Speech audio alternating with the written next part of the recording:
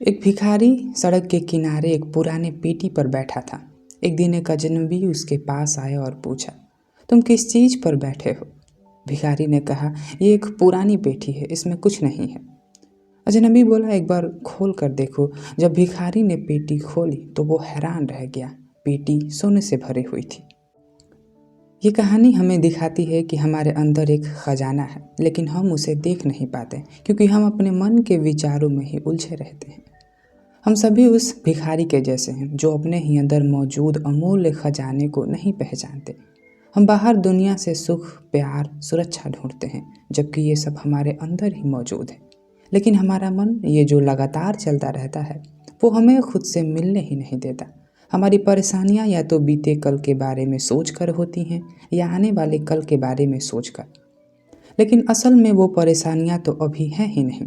और यही सबसे बड़ी गलती है कि हम अब में जीना नहीं जानते। हमारे दुख अक्सर हमारे सोच में होती है, और उन्हीं चीज़ों को इस बुक में समझाया गया है जिसका नाम है द पावर ऑफ नाउ, जिसे एकहार्ट टोल ने लिखा है।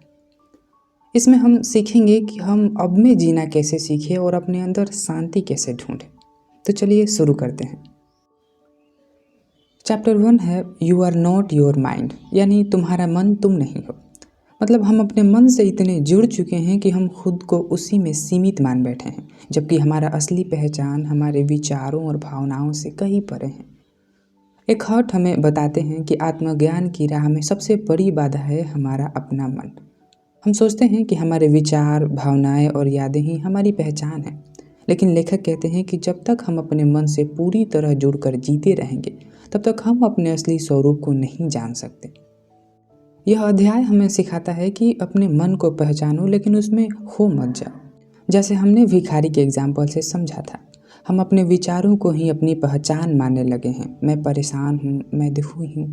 हम खुद को इन भावनाओं से जोड़ लेते हैं। लेकिन लेखक पूछते हैं, अगर तुम कहते हो कि मैं अपने आप से दुखी हूँ, तो तुम क्या दो अलग अलग हो? एक तुम और एक वो जिसमें तुम दुखी हो।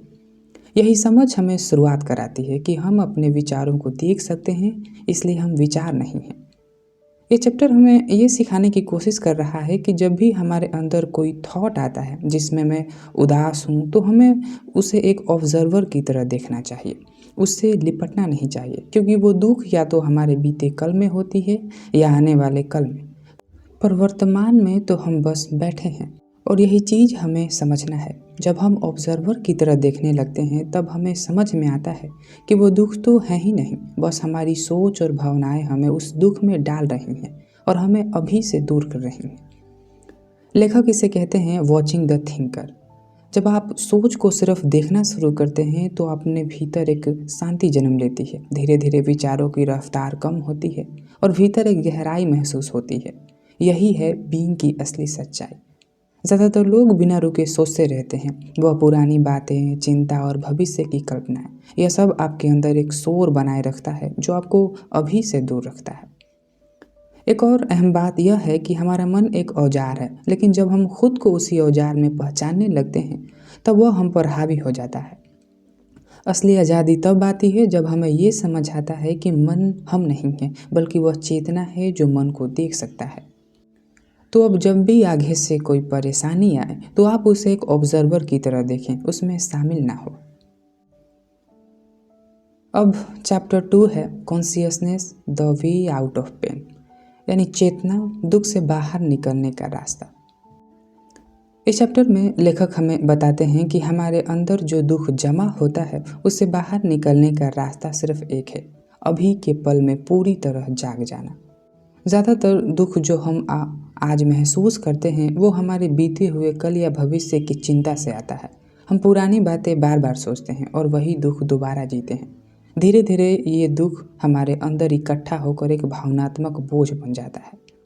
लेकिन इस दुख का छुटकारा मिल सकता है अगर हम अभी के पल में पूरी तरह जाग जाएं, यानी चेतन हो जाएं। सोचिए, आपके साथ कोई 5 साल पुराना कुछ गलत कर गया। आप माफ़ नहीं किया। आप बार बार उस इंसान की बातें, उसके शब्द, उसकी हरकतें याद करते हैं, और हर बार याद करके आप उतना ही गुस्सा या दुख होते हैं जैसे वो बात अभी हुई हो। एक हार्ट इसे पेन बॉडी कहते हैं, यानी पुराने दुखों का बोझ जो हमारे अंदर जमा हो जाता है। ये बोझ आपको छोटी छोटी बातों पर गुस्सा दिलाता है, दुखी करता है और कभी कभी बिना वजह के भारीपन महसूस होता है। अब आप मान लीजिए सुबह आपकी नींद थोड़ी देर से खुली, मोबाइल हाथ में लिया और अचानक आपको याद आया कि कल बॉस ने डांटा था।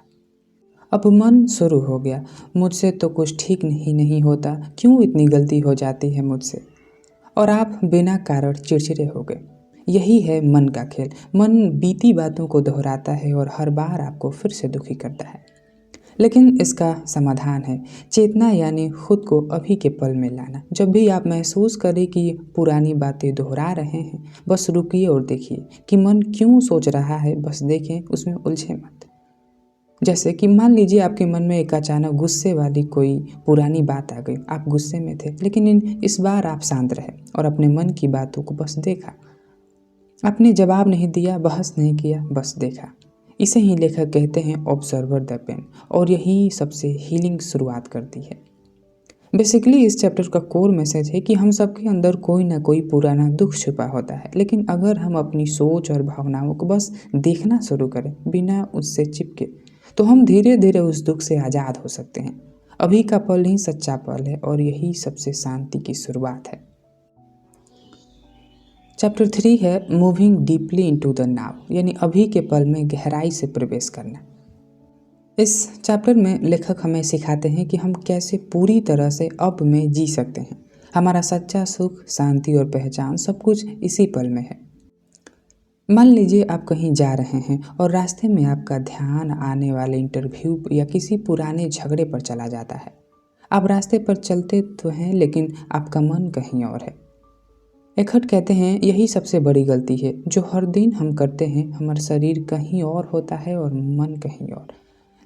वो बताते हैं कि अभी का पल ही सबसे अच्छा जीवन है। न बीता हुआ समय वापस आएगा, न ही आने वाला भविष्य भी मौजूद है, लेकिन हम अपना ज़्यादातर वक्त इन्हीं दो जगहों पर खो देते हैं। एखर्ट कहते हैं कि अगर हमें इससे छुटकारा पाना है तो जो भी हम कर रहे हैं उसमें पूरी तरह मौजूद रहें। अगर आप चल रहे हैं तो चलने को महसूस करें। अगर आप खा रहे हैं तो खाने का स्वाद पर ध्यान दें। ऐसे छोटे छोटे पल ही आपको अभी में ले आते हैं। लेखक यह भी समझाते हैं कि हम अक्सर सोचते हैं कि जब मेरी नौकरी लगेगी, जब घर खरीदूंगा, जब चीज़ें ठीक होंगी, तब मैं खुश हो जाऊंगा। लेकिन सच्चाई यह है कि खुशी कोई भविष्य की चीज़ नहीं है। अगर आप अभी में खुश नहीं हो सकते तो भविष्य में भी नहीं होंगे। इसलिए समस्या असल में होती ही नहीं है, वो सिर्फ मन में बनी होती है। असल में होता है स्थिति, लेकिन जब मन उसे पकड़कर सोचने लगता है तब वो समस्या बन जाती है। बेसिकली इस चैप्टर का कोर मैसेज है कि अभी का पल ही जीवन है। अगर हम बीते हुए कल को छोड़ दें और भविष्य की चिंता से बाहर निकल आए तो हम एक गहरा सुकून मिलेगा। जो कुछ भी करना है उसे अभी पूरी मौजूदगी के साथ करें। यही सच्चा आनंद और शांति पाने का रास्ता है। अब चैप्टर 4 है mind strategies for avoiding the now, यानी मन के तरीके जो हमें अब से दूर रखते हैं। इस चैप्टर में लेखक बताते हैं कि हमारा मन किस किस तरह से हमें अभी के पल से दूर करता है और क्यों ये हमारी सबसे बड़ी समस्या बन जाती है। हमारा मन अक्सर ऐसे तरीके अपनाता है जिसमें हम कभी इस पल में पूरी तरह नहीं रह पाते। या तो हम अपने बीते हुए अनुभव में उलझे रहते हैं या किसी आने वाली चीज़ का इंतज़ार करते रहते हैं। मन बार बार हमें अब से हटाता है। लेखक बताते हैं कि हम सबके मन में कुछ और चाहिए की भावना चलती रहती है। कुछ और अच्छा हो जाए, कोई और चीज़ मिल जाए, कोई और वक्त आ जाए। इस सोच की वजह से हम जो भी हैं वो पूरी महसूस नहीं कर पाते। जैसे मान लीजिए आप अपने कमरे में आराम से बैठे हैं, लेकिन आपका मन कहता है काश मैं कहीं और होता या कुछ नया करना चाहिए। भले ही बाहर सब कुछ ठीक हो, फिर भी अंदर बेचैनी होती है। एखर्ट इसे कहते हैं ऑर्डिनरी अनकॉन्शियस, यानी रोज की छोटी बेचैनियाँ। और जब ये ज़्यादा गहराई तक पहुँच जाती हैं तब बनती हैं डीप अनकॉन्शियस, यानी गहरा दुख और असंतोष। हमेशा कुछ अगले पल की तलाश में रहना यह मन की आदत बन चुकी है। मन कभी भी शांत नहीं रहना चाहता और आज के दौर में ये एक बहुत बड़ी समस्या है, चाहे बच्चे हो या बूढ़े। एक और चीज़ जो हमें अब से दूर करती है, हमारी नाखुशी से जुड़ जाना। कभी कभी हम अपने दुख या शिकायतों से इस तरह जुड़ जाते हैं जैसे वो हमारी पहचान हो। मेरे साथ हमेशा ऐसा ही क्यों होता है, मैं कभी खुश नहीं रह सकता। लेकिन लेखक कहते हैं जहाँ भी हो, जैसे भी हो, बस उस पल में पूरी तरह मौजूद हो जाओ। अगर आप कुछ कर रहे हैं जैसे चलना, खाना या किसी से बात करना, तो पूरी तरह मौजूद रहें। अब से जितना दूर जाएंगे अंदर उतनी ही बेचैनी बढ़ेगी। और लेखक ये भी बताते हैं कि बीते हुए पल की ताकत सिर्फ तब तक रहती है जब तक आप उसे अपने साथ ढोते हैं। जैसे ही आप पूरी तरह मौजूद अभी में आ जाते हैं, अतीत अपना असर खो देता है। अब इस चैप्टर का कोर मैसेज है कि मन हमेशा आपको अभी से हटाकर कहीं और ले जाना चाहता है, बीते हुए कल में या किसी भविष्य की कल्पना से। लेकिन जीवन सिर्फ अभी में है। अगर आप मन की इन आदतों को पहचान ले और हर पल में पूरी तरह मौजूद रहना सीख ले, तो भीतर शांति, खुशी और संतुलन अपने आप आ जाता है। अब हम आगे बढ़ते हैं, आते हैं चैप्टर 5 पे, जो है द स्टेट ऑफ प्रेजेंस, उपस्थित रहने की अवस्था। जब हम पूरी तरह से अभी के पल में होते हैं, बिना किसी सोच या डर के, उम्मीद के, तब हम एक ख़ास स्थिति में पहुंचते हैं जिसे वो कहते हैं प्रेजेंस, यानी पूरी तरह चेतना के साथ मौजूद रहना।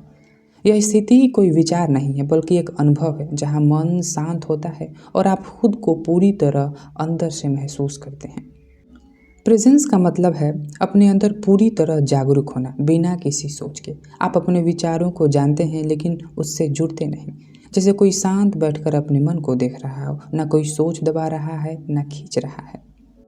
ज़्यादातर समय हम अधजागे रहते हैं, शरीर यहाँ है पर मन कहीं और भटक रहा है। प्रेजेंस का मतलब है पूरी तरह जागना। इसको एक उदाहरण से समझते हैं। मान लीजिए आप किसी के सामने खामोश बैठे हैं, न कोई बात हो रही है, न कोई योजना, फिर भी आपको भीतर से एक हल्की शांति महसूस हो रही है। कोई शब्द नहीं, फिर भी आप सब कुछ ठीक लगता है, और यही प्रेजेंस की झलक है। लेखक ये भी कहते हैं कि प्रेजेंस कोई विचार नहीं है, इसलिए इसे सोचकर नहीं समझा जा सकता, इसे बस महसूस किया जा सकता है। एक और दिलचस्प बात वो बताते हैं कि रुकना ही रास्ता है। जब हम भागना बंद कर देते हैं भविष्य की चिंता या बीते कल के पछतावे से, तभी हम खुद को सही मायने में जानते हैं। एक और समझाते हैं कि कई बार लोग सोचते हैं कि जब वो कुछ नहीं कर रहे हैं तो समय बर्बाद हो रहा है, लेकिन अगर आप पूरा ध्यान देकर कुछ ना करें, सीख लें, तो वही सबसे बड़ा अनुभव हो सकता है। अब हम कंक्लूजन पे आते हैं कि प्रेजेंस यानी पूरी तरह से जागना, बिना सोच में उलझे हुए, बस अभी में होना। जब आप इस स्थिति में होते हैं तो कोई डर नहीं होता और ना ही कोई दुख, और यही जगह है जहां आप सच्चा आनंद, शांति और जीवन की गहराइयां मिलती हैं। चैप्टर 6, द इनर बॉडी, यानी भीतर का शरीर। मतलब लेखक हमें सिखाते हैं कि कैसे हम अपने शरीर के अंदर की ऊर्जा को महसूस करके अपने मन के शोर से बाहर आ सकते हैं और शांति से जुड़ सकते हैं। हम सभी अपने शरीर को बाहर से देखते हैं, हाथ, पैर, चेहरा वगैरह वगैरह, लेकिन लेखक कहते हैं एक दूसरा शरीर भी है, अंदर का शरीर, जिसे हम महसूस कर सकते हैं। आप सोच रहे होंगे भीतर का शरीर कैसे? एक आसान अनुभव लीजिए। जब आप अपनी आंखें बंद करते हैं और ध्यान देते हैं, आपका हाथ जिंदा है, कुछ कंपन जैसा, हल्का गर्म, तो वो है आपके अंदर का शरीर की ऊर्जा। एक और कहते हैं कि जब आप अपने पूरे शरीर को इस तरह से अंदर से महसूस करने लगते हैं बिना कुछ सोचे, तब मन शांत हो जाता है। उदाहरण, कभी कभी जब आप बहुत शांत बैठे हैं और सांसों पर ध्यान देते हैं, अचानक आपको लगता है कि सब कुछ धीमा हो गया है, आपके अंदर कुछ चल तो रहा है लेकिन शांत है। यही शुरुआत है इनर बॉडी अवेयरनेस की। एक और बताते हैं कि बीइंग को महसूस करने के लिए सबसे आसान तरीका है अपने शरीर के अंदर उतर जाना। आपका शरीर एक पुल बन सकता है मन से हटकर आत्मा से जुड़ने का। इसके कुछ फ़ायदे भी हैं, जैसे आपका ध्यान सोच से हटता है, शरीर में हल्कापन महसूस होता है, इम्यून सिस्टम मजबूत होता है, उम्र बढ़ने की प्रक्रिया धीमी हो जाती है। और वो ये भी बताते हैं कि जब आप किसी भी चीज़ से बहुत परेशान हो तो तुरंत अपने शरीर के भीतर ऊर्जा पर ध्यान दो, जैसे अपने हाथों या पैरों की हलचल को अंदर से महसूस करना और सांस को महसूस करना। ये सब आपके मन की परेशानियों से बाहर निकालकर अभी के पल में ले आती हैं। बेसिकली इसका कोर मैसेज है कि आपका शरीर ही आपके बीइंग से जुड़ने का दरवाज़ा है। जब आप अपने अंदर की ऊर्जा को महसूस करते हैं, बिना कुछ सोचे बस महसूस करते हैं, तब आप अब में पूरी तरह मौजूद हो जाते हैं। वहीं से शुरुआत होती है शांति, स्थिरता और आत्म से जुड़ने की यात्रा। अब हम चैप्टर 7 पे आते हैं, जिसका नाम है पोर्टल्स इनटू द अनमैनिफेस्टेड, यानी अप्रकट की ओर जाने वाला रास्ता। मतलब हम उस गहरी शांति और मौन से जुड़ सकते हैं जो दुनिया की चीज़ों से परे हैं। इसे वो कहते हैं अनमैनिफेस्टेड, यानी वो चीज़ जो दिखाई नहीं देती पर सबसे सच्चा है। टॉल बताते हैं कि हमारे आसपास जो कुछ भी दिखता है वो सब मैनिफेस्टेड यानी दिखाई देने वाली दुनिया है, लेकिन इसके पीछे एक सच्चाई है, अनमैनिफेस्टेड यानी अप्रकट, जहाँ पूर्ण शांति, मौन और चेतना है। इसमें वो बताते हैं कि हम इस स्थिति तक कैसे पहुंच सकते हैं, और इसके लिए उन्होंने कुछ पोर्टल्स यानी रास्ते बनाए हैं।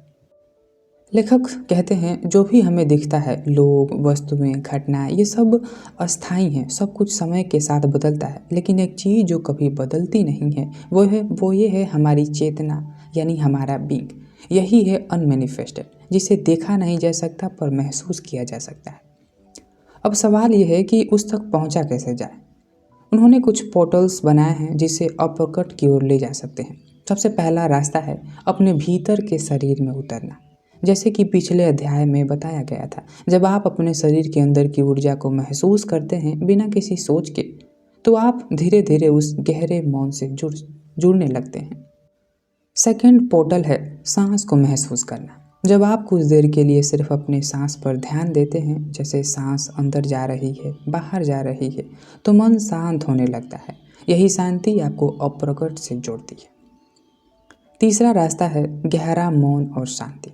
जब आप किसी शांत जगह पर होते हैं और वहाँ कुछ बोलने, सुनने या सोचने की ज़रूरत नहीं होती, तो वही मौन एक दरवाज़ा है। लेखक कहते हैं मौन खाली नहीं है, वह चेतना से भरा हुआ है। अब चौथा है अंतरिक्ष या स्पेस को महसूस करना। हम अक्सर चीज़ों पर ध्यान देते हैं, जैसे कुर्सी, दीवार या पंखा, लेकिन लेखक कहते हैं कभी उनके बीच की खाली जगहों को भी महसूस करो। ये खालीपन ही आपको अब की गहराई में ले जाता है। और पांचवा है ड्रीमलेस स्लीप, यानी गहरी नींद। जब हम बिना सपनों की नींद में होते हैं तो हमारा मन पूरी तरह शांत होता है। हम कुछ कर नहीं रहे होते, फिर भी हम मौजूद होते हैं। यही है बीइंग की शुद्ध चेतना। बीइंग यानी चेतना। अब इसका कोर मैसेज है कि हमारी सच्ची शांति, सच्चा सुख दुनिया की चीज़ों में नहीं, बल्कि उनके ऊपर छुपी मौन और चेतना में है। जब हम शरीर, सांस, मौन या खाली जगह पर ध्यान देते हैं, तब हम उस अनमैनिफेस्टेड से जुड़ते हैं जो हमारे अंदर था।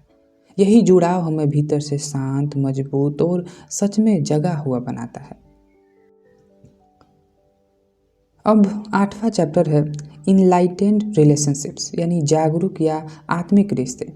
ज़्यादातर लोग रिश्ते में खुशी ढूंढते हैं, लेकिन मिलती है थोड़ी खुशी और बहुत सारा दुख। ऐसा इसलिए होता है क्योंकि हम दूसरे इंसान से कुछ पाने की उम्मीद करते हैं, प्यार, ध्यान या पहचान, और जब वो नहीं मिलती तो रिश्ते दर्द देने लगते हैं। इस अध्याय में लेखक बताते हैं कि सच्चा और सुंदर रिश्ता तभी बनता है जब हम पहले से दुख से जुड़ते हैं, अभी में जीते हैं और दुख को भी वैसा ही अपनाते हैं जैसा वो है। आज की दुनिया में बहुत से रिश्ते प्यार और नफरत के बीच झूलते रहते हैं। शुरुआत में सब कुछ अच्छा लगता है, लेकिन कुछ समय बाद शिकायतें, झगड़े और दूरी आने लगती हैं। क्यों? क्योंकि हम उस इंसान को खुश रहने का जरिया बना लेते हैं, और जब वो हमारी उम्मीदों पर खरा नहीं उतरता तो हमें दुख होता है। एक हार्ट इसे कहते हैं एडिक्टिव रिलेशनशिप, यानी ऐसा रिश्ता जिसमें हम अंदर से खाली हैं और दूसरों से भराव चाहते हैं। जैसे अगर कोई इंसान सोचता है कि मुझे कोई ऐसा चाहिए जो मुझे समझे, जो मेरी कमी पूरी करे, तो वो रिश्ता शुरुआत में अच्छा लगेगा, लेकिन धीरे धीरे वही रिश्ता बोझ बन जाएगा। आपको समझना होगा कि कोई और आपकी कमी पूरी नहीं कर सकता। पहले आपको अपने भीतर से जुड़ना होगा। जब आप अभी के पल में शांत और जागरूक होते हैं, तब आप किसी से बिना अपेक्षा के जुड़ सकते हैं, और यही होता है इनलाइटेंड रिलेशनशिप, एक ऐसा रिश्ता जो आज़ादी देता है, पकड़ता नहीं। लेखक ये भी कहते हैं कि जब दो लोग दोनों ही अभी में मौजूद रहते हैं, एक दूसरे को पूरी उपस्थिति के साथ सुनते हैं, देखते हैं, तब रिश्ते में सच्चा अपनापन आता है, न कि डर या दबाव। एक और बात है, एकहार्ट मानते हैं कि स्त्रियों में यह चेतना जागने की शक्ति कुछ हद तक जल्दी होती है, क्योंकि वे भावनाओं से ज़्यादा जुड़ी होती हैं, लेकिन यह हर किसी के लिए संभव है। पुरुष हो या स्त्री, अगर वे अपने अंदर की गहराई से जुड़े। अब इस चैप्टर का कोर मैसेज है कि सच्चे और शांत रिश्ते तब बनते हैं जब हम दूसरों से कुछ मांगने के बजाय उन्हें पूरी तरह स्वीकार करना सीखते हैं। जब आप अभी के पल में पूरी तरह मौजूद होते हैं, खुद को समझते हैं, तब आप किसी को भी बिना अपेक्षा, बिना डर और बिना शर्त के प्यार करते हैं। यही होता है इनलाइटेंड रिलेशनशिप, एक रिश्ता जो आज़ादी देता है, ना कि बंधन। अब चैप्टर 9 है beyond happiness and unhappiness there is peace. खुशी और दुख के पार है शांति। हम ज़्यादातर समय यही सोचते रहते हैं, मैं खुश हूँ या मैं दुखी हूँ, लेकिन असल शांति इन दोनों से ऊपर होती है। खुशी आती है, चली जाती है, दुख भी वैसा ही है, लेकिन जो चीज़ स्थिर रहती है वो है अंदर की शांति। इस अध्याय में लेखक हमें सिखाते हैं कि कैसे हम उस गहराई तक पहुंच सकते हैं जहां हालात चाहे जैसे भी हैं, हम भीतर से शांत रह सके। अगर आपकी खुशी किसी चीज़ या इंसान की हालात पर टिकी है तो वो कभी टिक नहीं सकती, क्योंकि चीज़ें बदलती हैं, लोग बदलते हैं, हालात बदलते हैं, और जो फिर भी खुश थे वो धीरे धीरे दुख में बदल जाते हैं। जैसे मान लीजिए आपने कोई नई चीज़ खरीदी, मोबाइल, गाड़ी या कुछ और। पहली बार बहुत अच्छा लगा, लेकिन कुछ दिन बाद वही चीज़ आपको नॉर्मल लगने लगी, या उनमें कोई परेशानी आ गई और खुशी चली गई। और यही होती है कंडीट्यून्ड हैप्पीनेस, यानी वो खुशियाँ जो किसी बाहरी चीज़ पर टिकी होती हैं। लेकिन लेखक कहते हैं जहाँ खुशी और दुख आते जाते रहते हैं वहाँ शांति रहती है। अगर आप उस स्थिति तक पहुँच जाएं जहाँ सिर्फ हालात के हिसाब से आप रिएक्ट नहीं करते, बल्कि भीतर से स्थिर रहते हैं, तब आपको शांति मिलती है। शांति का मतलब यह नहीं है कि आप कभी दुखी नहीं होंगे या बुरा महसूस नहीं करेंगे। इसका मतलब है आप उन भावनाओं को सिर्फ एक दर्शक की तरह देख पाएंगे, जैसे कोई नदी बह रही हो और आप किनारे पर खड़े होकर उसे देख रहे हों, बहाव में बह नहीं रहे। लेखक बताते हैं कि असली शांति तब आती है जब आप बीइंग से जुड़ते हैं, यानी अपने भीतर की उस गहराई से जो शब्दों से परे है। वो जगह जहाँ कोई मांग नहीं है, कोई डर नहीं है, और बस मौन है। अब इस चैप्टर का कोर मैसेज है खुशी और दुख दोनों ही समय के साथ बदलते हैं, लेकिन शांति वो आपके अंदर हमेशा मौजूद रहती है। जब आप बाहरी चीज़ों पर अपनी भावना टिका कर नहीं जीते, बल्कि आप अब में रहकर खुद से जुड़ते हैं, तब आप एक ऐसी शांति को महसूस करते हैं जो किसी भी हालात से बड़ी होती है। यही है इनर पीस, यानी सच्ची शांति। अब आखिरी चैप्टर है चैप्टर 10, जिसका नाम है द मीनिंग ऑफ सरेंडर। इस आखिरी अध्याय में लेखक हमें समझाते हैं कि जीवन में जब हम हर पल को बिना विरोध किए अपनाना सीखते हैं, तो उसे ही सच्चा समर्पण कहते हैं, और यही आत्मा की आज़ादी का रास्ता है। ज़्यादातर लोग जीवन से हर समय लड़ते रहते हैं, ऐसा क्यों हुआ, मेरे साथ है क्यों, ये बदलना चाहिए। लेकिन जब आप विरोध छोड़ देते हैं और जो भी है उसे पूरी तरह स्वीकार कर लेते हैं, तब आप खुद को उस गहरी आंतरिक शांति से जोड़ते हैं जो हमेशा आपके अंदर थी। लेखक इसे कहते हैं सच्चा समर्पण, यानी ट्रू सरेंडर। जब जीवन में कुछ ऐसा होता है जो हमारी योजना से अलग होता है, तो हम अक्सर गुस्सा, दुख या घबराहट महसूस करते हैं। हम सोचते हैं ऐसा नहीं होना चाहिए था। यही है रेजिस्टेंस, यानी अंदर से विरोध करना। एक हठ बताते हैं कि जब हम किसी स्थिति को पूरी तरह स्वीकार कर लेते हैं जैसे वो है, बिना विरोध के, बिना भागे, तब हम सच्चे समर्पण से पहुंचते हैं। समर्पण का मतलब हार मानना नहीं है, इसका मतलब है जो है उसे हाँ कहना। जब आप अभी के पल को अपनाते हैं, चाहे वो सुखद हो या कठिन, तब आप उसके साथ बहते हैं, उससे टकराते नहीं, और वहीं से आती है भीतर की शांति।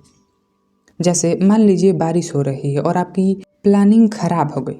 आप गुस्सा कर सकते हैं, मूड बिगाड़ सकते हैं, या बस स्वीकार कर सकते हैं कि आज बारिश है और उसी में कुछ अच्छा ढूंढ सकते हैं।